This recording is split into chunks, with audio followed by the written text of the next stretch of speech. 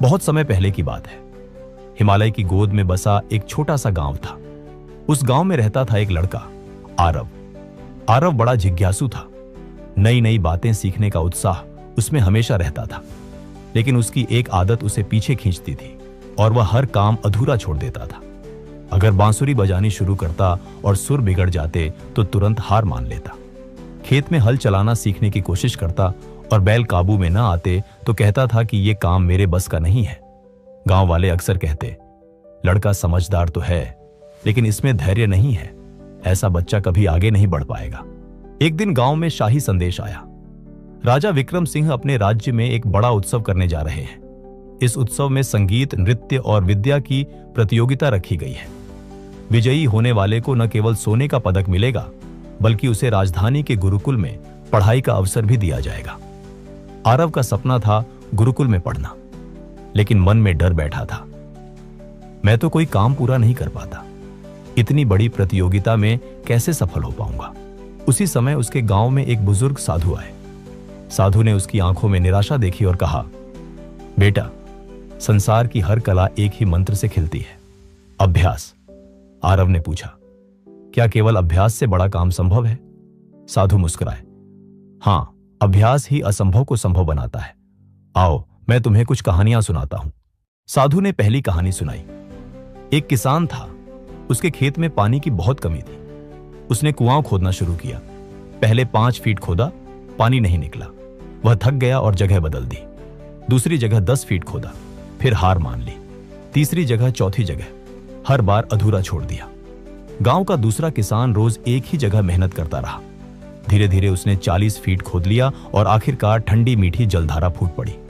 साधु ने कहा, जो बार बार जगह बदलते हैं उन्हें कभी परिणाम नहीं मिलता, लेकिन जो धैर्य रखकर अभ्यास करते हैं उन्हें सफलता अवश्य मिलती है। आरव ने यह सुना तो मन में गहराई तक उतर गया। सच है, मैं भी तो हर काम अधूरा छोड़ देता हूं। साधु ने दूसरी कहानी सुनाई। तुमने तानसेन का नाम सुना होगा। तानसेन अकबर के दरबार के महान गायक थे, लेकिन क्या वे जन्म से इतने महान थे? नहीं, उनके गुरु हरिदास जी ने उन्हें रोज अभ्यास कराया। सुबह से शाम तक रियाज करते।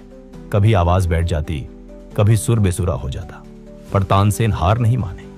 वर्षों के अभ्यास ने ही उन्हें इतिहास का सबसे महान गायक बना दिया। प्रतिभा तो हर किसी के पास होती है, लेकिन उसे निखारने का काम केवल अभ्यास करता है। आरव का मन अब पूरी तरह बदलने लगा। उस दिन के बाद आरव ने ठान लिया, अब मैं कोई काम अधूरा नहीं छोड़ूंगा। वह रोज सुबह उठकर बांसुरी का अभ्यास करता। शुरुआत में सुर बेसुरा निकलता, लेकिन वह हिम्मत नहीं हारता। खेत में बैलों के साथ हल चलाता। शुरुआत में बैल बिगड़ जाते, लेकिन वह धैर्य रखकर उन्हें संभालना सीखता। धीरे धीरे उसकी मेहनत रंग लाने लगी। गांव वाले हैरान थे, ये वही आरव है जो कभी किसी काम में टिकता ही नहीं था। अब वह सबसे ज्यादा परिश्रमी और लगनशील लड़का बन चुका था। कई महीने बीते। राज्य की प्रतियोगिता का दिन आ पहुंचा। राजमहल रंग बिरंगी सजावट से सजा था। चारों ओर से गायक, वादक, विद्वान आए थे। संगीत प्रतियोगिता शुरू हुई। जब आरव की बारी आई तो उसने गहरी सांस ली और बांसुरी होठों पर रखी। स्वर निकला, इतना मधुर, इतना मनमोहक कि सभा स्तब्ध रह गई। लोगों की आंखें बंद हो गईं और वे उस मधुर धुन में खो गए।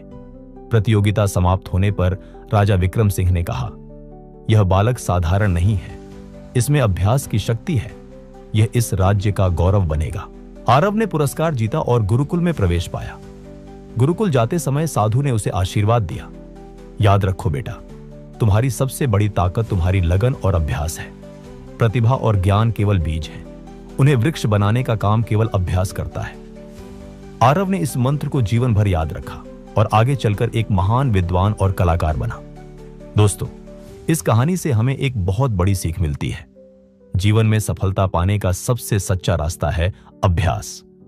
प्रतिभा और बुद्धि हर किसी के पास होती है, लेकिन जो व्यक्ति रोज रोज मेहनत करता है, हार मानने के बजाय लगातार कोशिश करता है, वही महान बनता है। अगर आपको यह कहानी पसंद आई हो तो इसे लाइक करें, अपने दोस्तों और परिवार के साथ शेयर करें और ऐसी ही प्रेरणादायक कहानियां सुनने के लिए हमारे चैनल को सब्सक्राइब करना न भूलें।